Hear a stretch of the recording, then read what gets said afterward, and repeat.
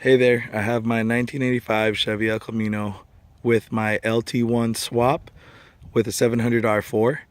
It originally had a V6 in it with I think what's called a 200R4.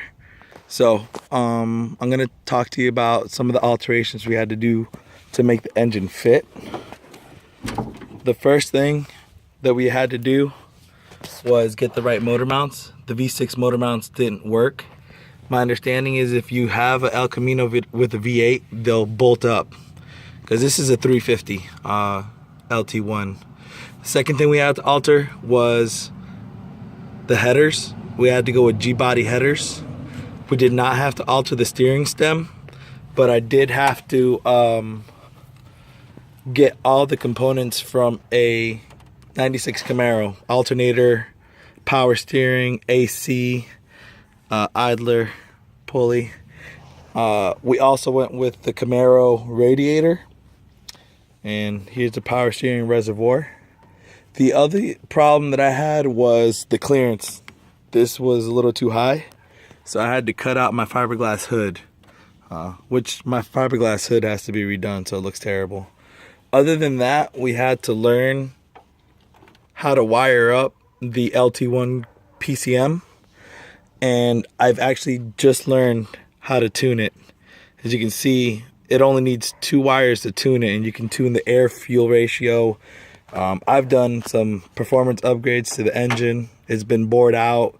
We've got bigger injectors in there. Of course, we've got a cold air system going in, so some of those things needed to be tuned as well. My mid-length style headers also had to be tuned into the computer, which I actually found a program to do that online for free. So I did it myself. It was really cool. The other thing that you may be worried about is how the transmission ends up connecting to it. And I'll just get down real quick. I don't know if you can see it. Where is it at? Right there. That's the transmission crossmember. With the transmission crossmember and the 700R4, it actually stayed in its stock location.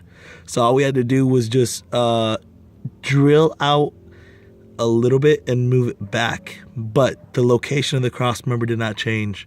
Just where you bolted in had to be drilled and cut a little bit. But it was actually rather minor, considering there's some things that you can just go out and buy a whole new crossmember. We decided not to go through that. My exhaust was custom built all the way to the back, and I got it to drop off right before the rear axles. Just my preference on style. The car was built to be fast, so we tried to not have a lot of bends in the exhaust. Other than that, if you look at some of my other videos and pictures, you'll see more step-by-step stuff, but we didn't change the wheelbase or anything. So I hope this helps, guys. If you have any questions, just hit me up.